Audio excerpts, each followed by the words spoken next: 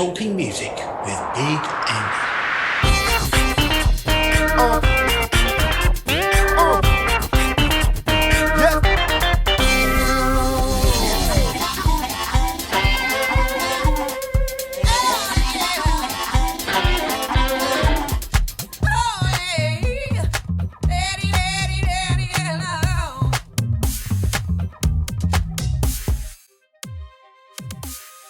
This week, Theia are talking music with me, Big Andy.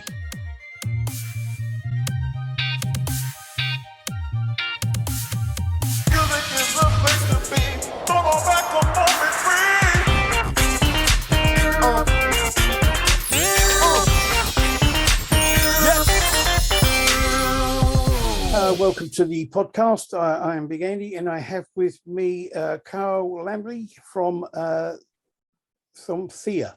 Sorry. Hey. The brain went again for a minute. Hi, how you doing? I'm fantastic, Andy. Really pleased to be here talking to you. How are you? I'm okay, thank you. It's good to have you here. Now let's get the thing about the name sorted out. Where did the name come from, and why have you called it Theia? Yeah, sure. So I was about 13 years old, I think. I was sitting in a science class at school.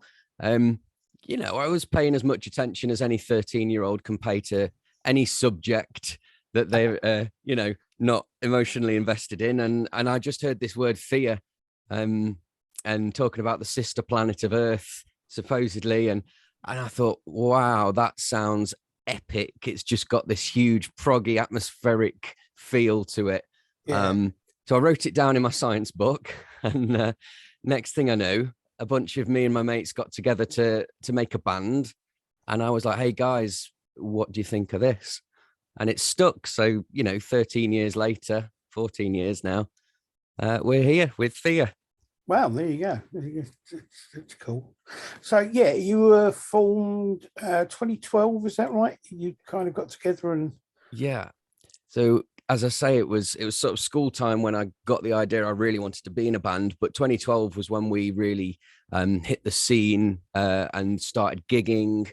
2012, we released just a short 3-track EP as well, just to kind of get a feel for how people might take it, whether people enjoyed it. And the most important thing was we really enjoyed it. So we started 2012, and ever since have sort of been going around any venues that'll have us, playing with any bands that want us, and having a great time. Well, you've done pretty well out of it, haven't you? I mean,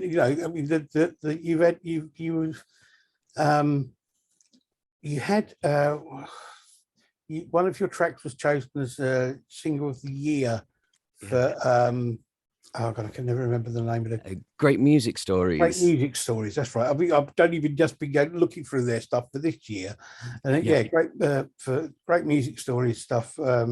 They always have a really good selection of bands. What I like about their selection of bands is it's not.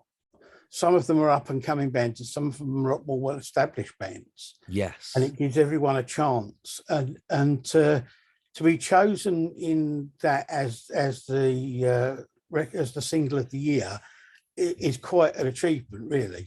It was huge, and it's still like a matter of pride. I've got that framed in our studio.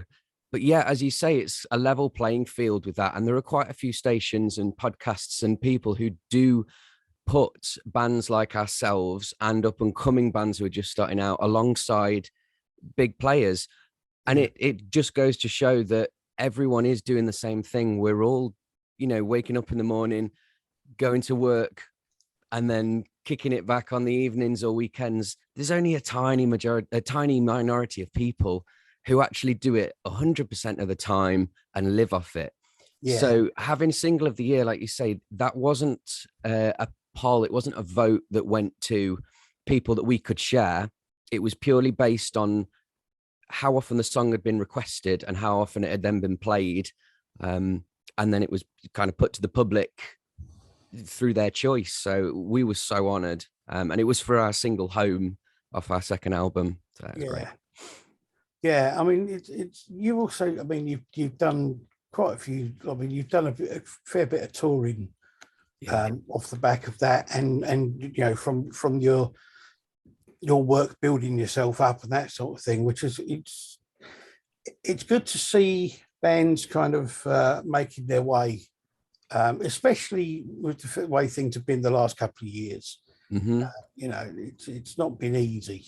And you know, I mean, I know you started before the whole pandemic thing and all that sort of kind of thing, but it's still, even for bands that are kind of well established, it's not been easy for them to carry on going. Not at all. That kind of environment. No, we were fortunate enough to have, as you say, a few years experience before the lockdown where we got to do tours and use studios and do everything that was normal. And it really reset once the pandemic hit and the lockdown. You know, once we realized it wasn't just going to be a couple of weeks. Yeah. And then further on down the road, realizing how serious it was for everyone financially and for every sector, it did wipe us back to zero. So at that point, our bass player of 10 years, he decided to settle down with his family. He's a few years older than me and my brother. And we were like, of course, you know, he had time to think, and that's what he came to. And with our time to think, mine especially, I went, hang on, this is going to be a really good chance to come back with a fresh dynamic, try some new ideas, and try and catch up to the rest of the world, because we've always had the social media and the websites and stuff, and we always knew they were vital because everybody says, obviously, the exposure is invaluable, but we weren't using it properly. And so it's been a learning curve for us, definitely. Now, going back to, let's see, your first album was 2015, Take the Pill.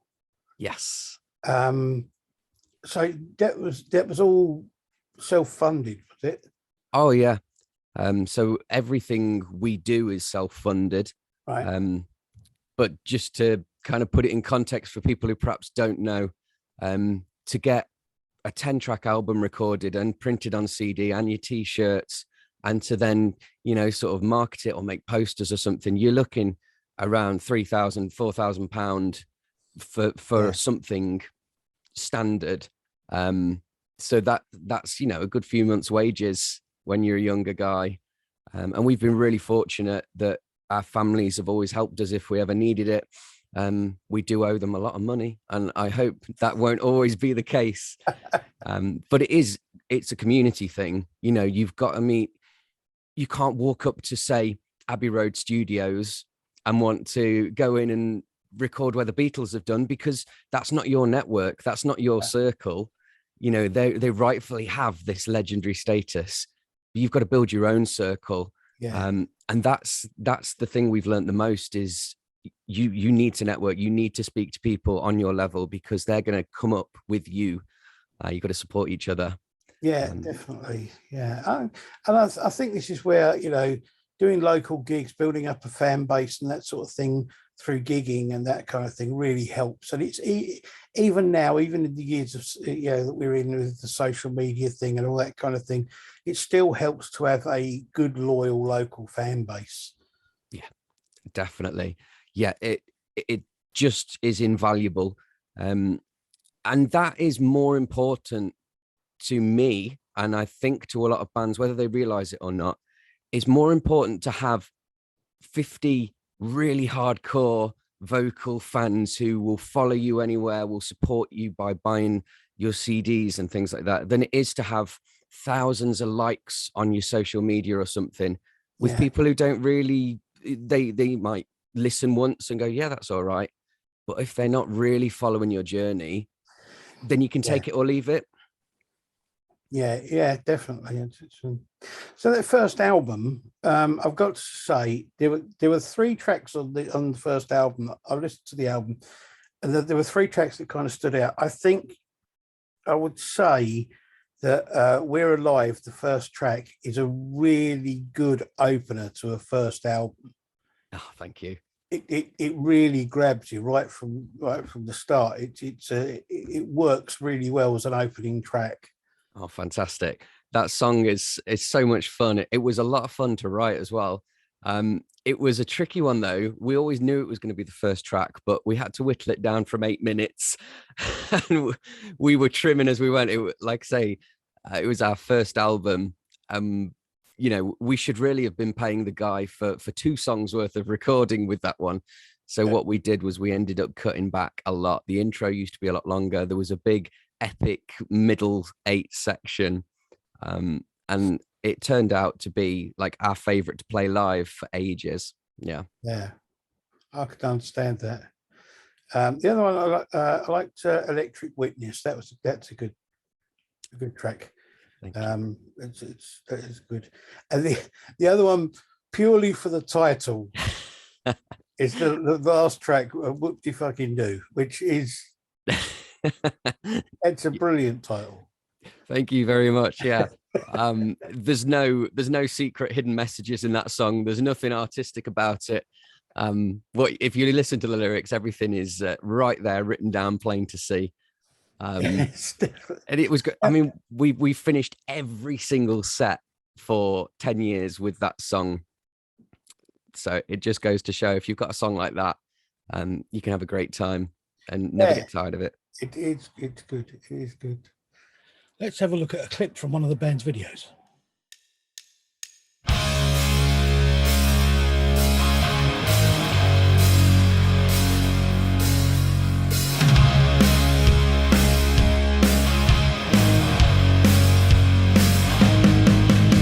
Your eyes are like fire, they light up the night.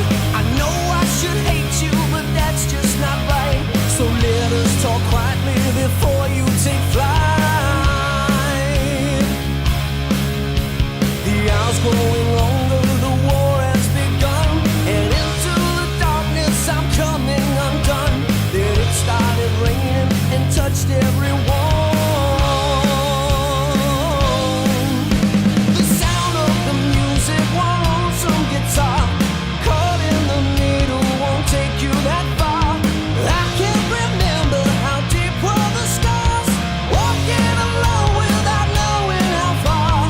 You left me with nothing, you pushed me away.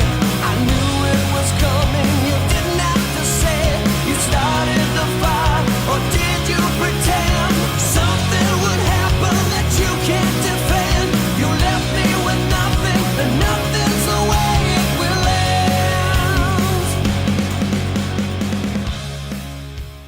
end. So it's interesting to me. You were saying about the name being, so you struck you as being a good proggy name, but everywhere I've looked, it says that you play classic hard rock. Yes. I looked at your one of the things I don't know if it was on Bandcamp or something like that. You had a list of influences. Yeah. And I can hear a lot of the bands you say you were influenced by. I mean, Buck Cherry definitely sort of come across, and a few older bands, like there's definitely sort of hints of AC/DC and a few other bands like that in there. Yeah. But so what would you say? The other thing I was going to say was that the newer stuff has a slightly different sound again. It doesn't sound quite so classic rock. So what would you say that you actually play now? For us, it's alternative rock. Now we've, as I say, trimmed, refined, cut as we've gone along.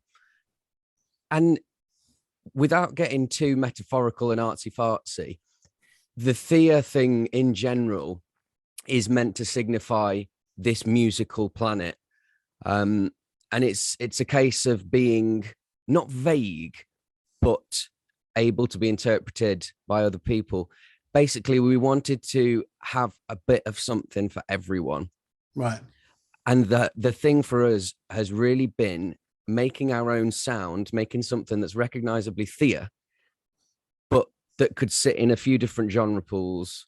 And if, people might listen to it together who love all different kinds of things and go, oh, I like this bit, or I like that bit. Hopefully they like the whole thing.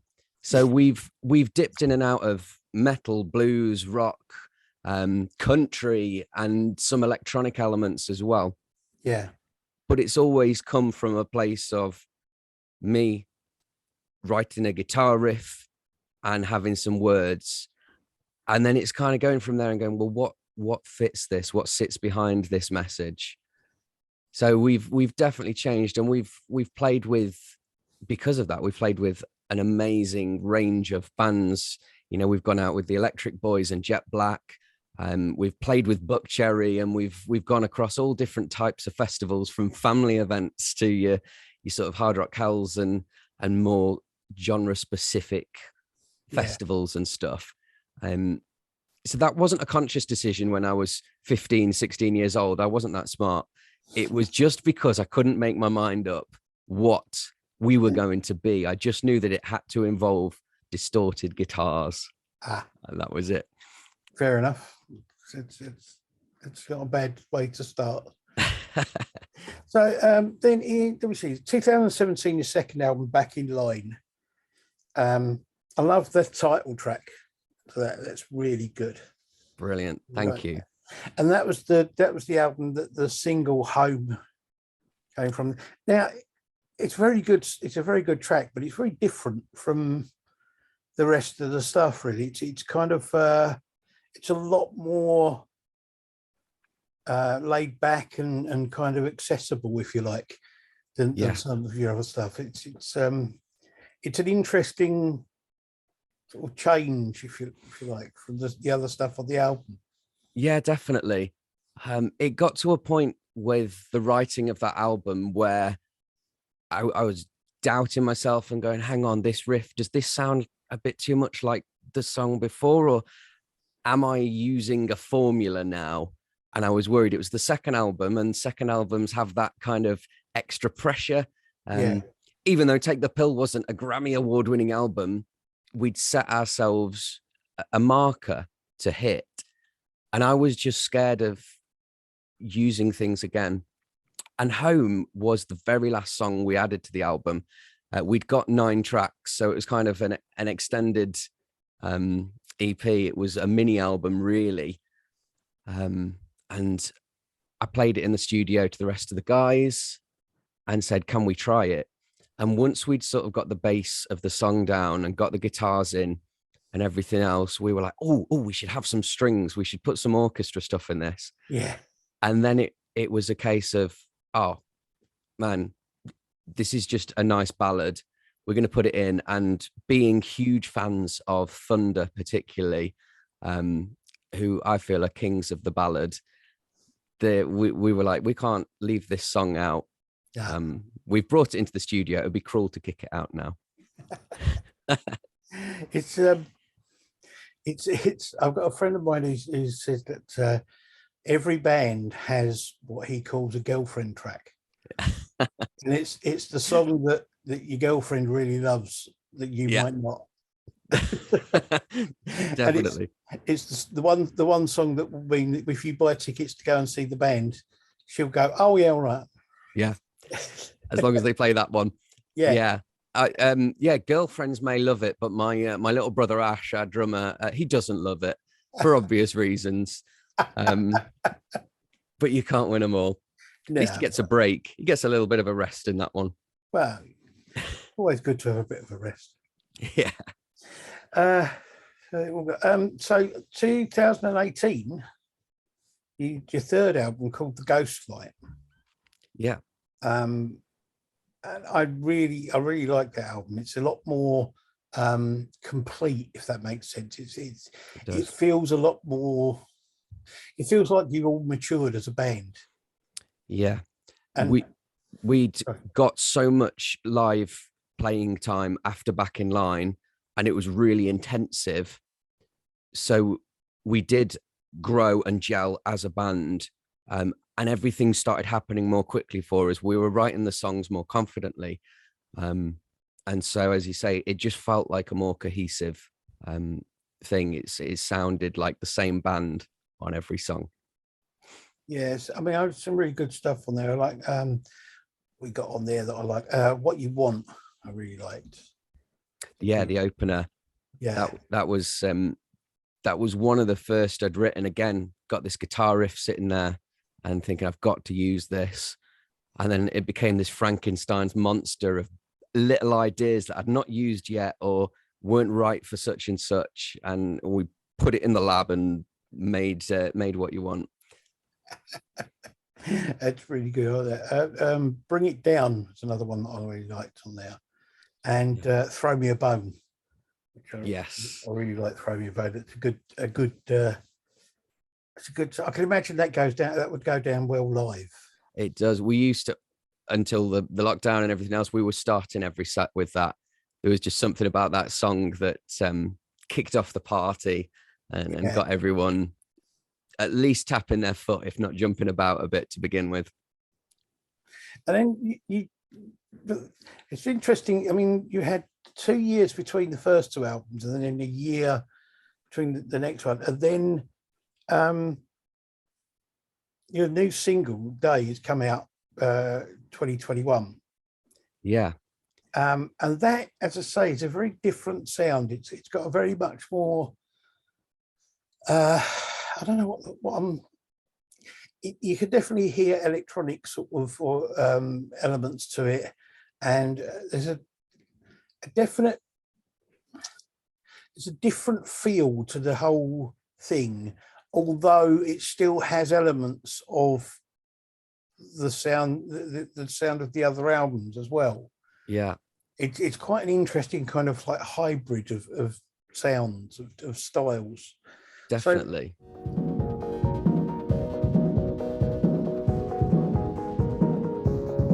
You've made up your mind. You want to cut short your life.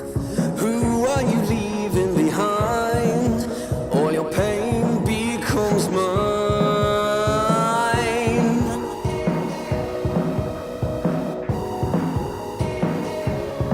Given strength, given time, you can have all of mine. You can lift up your head, we can sleep when we're dead. Open your eyes, somehow you can rise up now.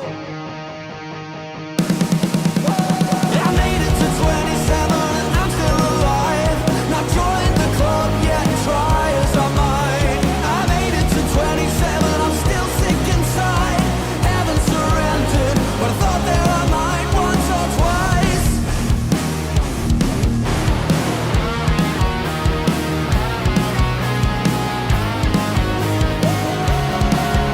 I tend to myself, somehow I still turn away, asking all the wrong questions of all the wrong faces, like hairs on my head instead of candles on cake.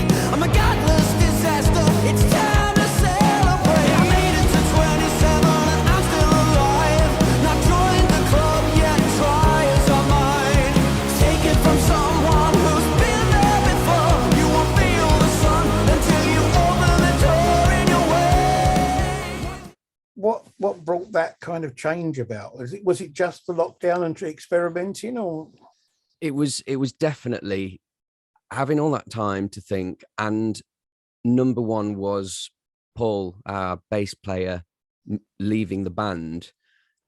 That was a moment where I was asking myself and asking Ash, do we carry on? Can Theia really, is it fair to carry on Theia and to keep going? And then after a month or so, I sort of went, hang on, we've got, 10 years of experience. We've built up a fan base. We've put these albums out, and we can't just close the door on that and pretend it hasn't happened. So we're going to carry on writing rock music, but we were working with the same producer from day one, Nat Webb at Rat Cat Studios, and he works with an awful lot of people. He does all sorts of indie, pop, hip hop, everything. So he's got that experience. And so he was much more hands-on with this latest EP in going, why don't you try this? Have you heard this instrument? And would play something on the synth or the keys, and we'd go, oh, wait, I love that. Yeah. And so that inspired me to go away and write some electronic parts. And I bought myself this tiny little keyboard for home. And for the first time ever, I was writing songs from an electronic part rather than just a guitar part. It just felt really exciting. It really sparked that passion again. Cool. No, it does. It's good. I mean, it's a really good song, but it has got a different sound to it, a different sort of feel. In the same way as your other videos you've got. I mean, Blue Heart as well. Yeah, has a very different feel to your other stuff.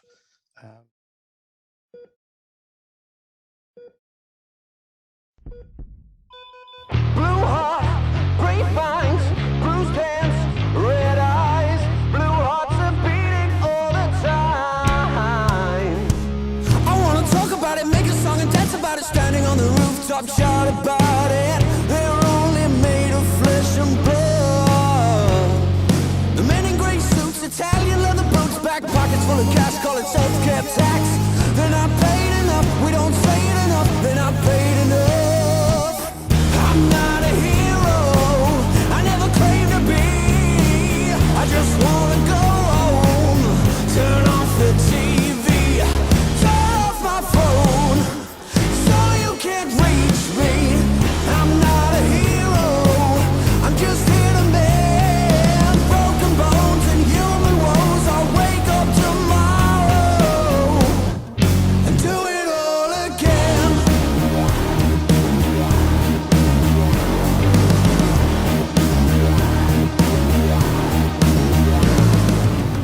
So at the moment, then it's yourself and your brother Ash. yeah. You're on vocals, guitars, Ash on drums. So who's playing bass at the moment?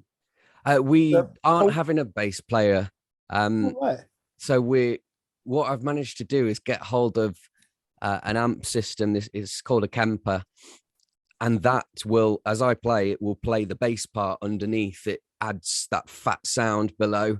So bands like Royal Blood, and the White Stripes, Jack White has used that kind of effect before. And we've just tried to fatten up those bits that are missing. So you're never going to really hear bass playing that's not there. It's just going to be a beefy slab of guitar. Okay. Which is what the sound is on the EP as well. That guitar sound. Yeah. I think that's the biggest difference off the bat, is just going, well, there's bass there, but where's it coming from? Yeah. And it's a mighty clever little pedal. So your bass player Paul Edwards, he's now left music and gone to spend time with family and things like that. That's fair enough. I mean, I interviewed another band in the last season, Hazy James, and they're a two-piece band that work use the same sort of system and that sort of thing. So yeah, it does work quite well. I mean, it can work quite well live. And have you been able to play many gigs, just the two of you? So far, we've had one gig this year as a two-piece, because gigs only started back, a few months ago. So we've had a couple actually. Our first ever one back was in Cannock at the station as part of Gravity Festival, and then in December at the Gifford Arms with Chaosorama. So we're just trying to do, I wouldn't call them warm-up shows, but we are testing things out, seeing what works, not going back to the drawing board entirely, but making sure that people are still going away, enjoying themselves and going, I want to see them again, which is obviously a hugely important thing once we head out on the road in March. So, I mean, I'm assuming that like a lot of bands during the lockdown and everything, you spent the time working on new material and writing and stuff like that. Yeah. So you were saying you got there's a single out in February. Yes. What's that called? There's a Boy. Okay. And then you're on tour from March. That's right, yes. And we're heading UK out with... tour, or... Sorry, say again, sorry. Is that a full UK tour or is it wider than that? It's full UK tour, yes, including Ireland.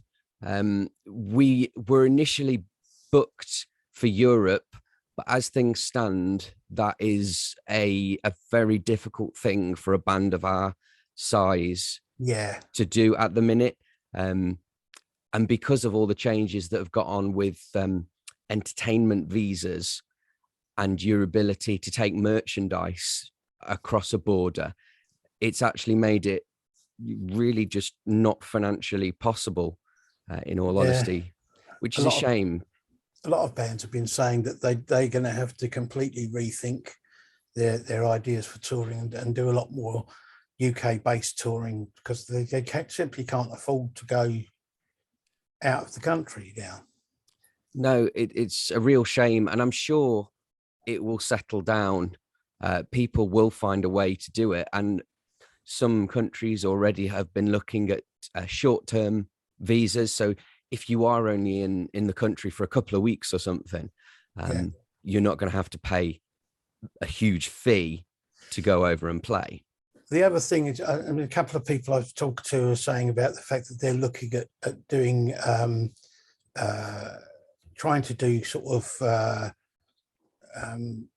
tour packages. So it's sort of like you get together with another couple of bands and do a short European tour with the three of you all playing, different people, bands headlining on different nights or whatever, but you all kind of pool the cost of it so that it's not so prescriptive.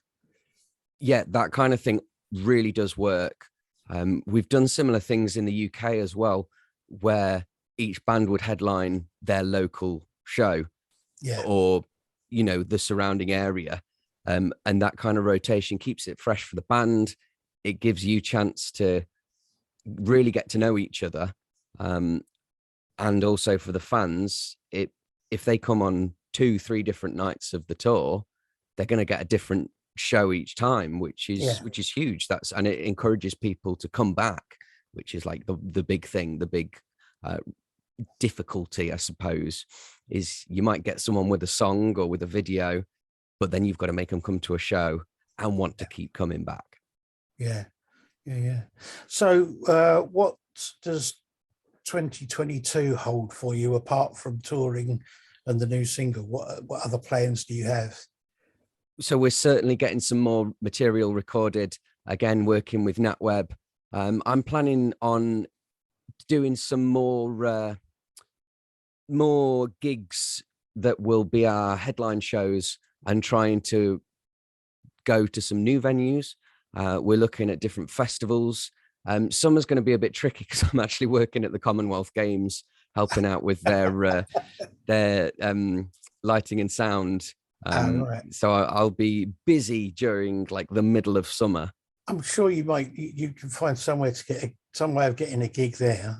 Oh yeah, I might take my acoustic. I'll just keep it there just in case, I'll spur the runners on. And I mean, I like to get dragged off, or someone will like it. But see if you can get yourself a slot on the closing ceremony or something, or yeah, I might do that. I don't think Whoop-De Fucking Do will quite, land with people. It depends how we perform in the games, to be fair. Yeah, that's true. So what's the long-term thing? I mean, are you taking this a year at a time now, or because of the whole lockdown thing, or do you have a long-term goal for the band? Yeah, there's always been a long-term goal. For now, everyone's having to look at the short-term future, and rolling with the changes as they come, getting everything strong and stable again before you can begin experimenting too much. But for us, we really just want to build our fan base to a point where we can play some big hometown shows or have a great headline tour. For us, it's always been about those gigs and the live show. I've got so many things I want to do production wise, maybe not a drum cage Tommy Lee style, but certainly some great show ideas. Rotating drums, playing upside down and things like that. I've not put that to Ash yet, but if he's locked in, if we chain him in, then he's got no choice. He's just got to keep playing. See, it's one of those things. You just kind of like with a band, if you haven't got a lot of money to pay for the whole harnesses and all that sort of thing, you just use gaffer tape. It's it'll be That's fine. it. And WD-40 to get them out. Yeah. Yeah. So I would just to touch on the thing. You're from Burton-on-Trent, aren't you? Yeah. That's where you're based. There is a move. There does seem to be a big movement at the moment. A lot of the bands that I've been interviewing, a lot of the bands that I've seen in the sort of alt rock and that kind of field are all coming out from the north. It's a kind of like it's like a wave coming from there. And the interesting thing for me is that unlike the whole Britpop thing and all that kind of stuff, the bands don't all sound the same. They've all got their own sort of sound and their own feel. Yeah. Which is really good. It's one of those things that until you're hearing and seeing people from different areas and with unique sounds, it doesn't occur to you that there's a demand for that. I think someone who's really kind of spearheaded that is Youngblood. You know, is a Doncaster guy, and there's just no getting away from that in his music and the way he speaks, the way he sings and everything. But actually, that's what makes him so interesting. And that's what a lot of bands are realizing, is having something unique that no one else is doing is way more valuable than sounding like the next such and such. And these are the next Oasis or Blur, you know.